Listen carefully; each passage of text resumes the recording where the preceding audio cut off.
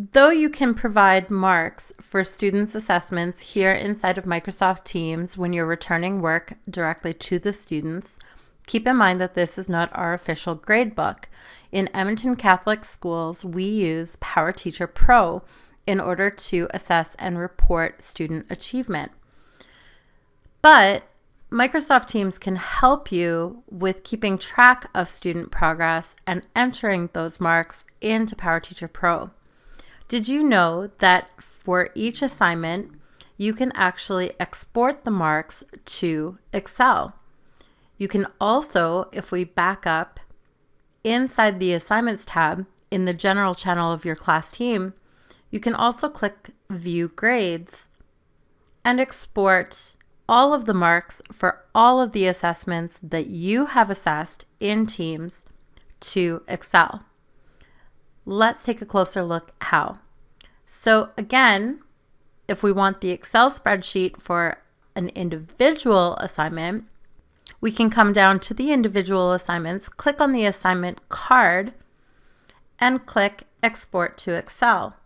This will download an Excel spreadsheet, so I'll go to my Downloads folder.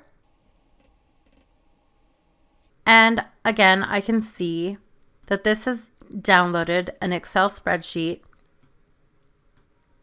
not only showcasing the scores for my students, but also including the feedback that was given to the student for the entire assignment.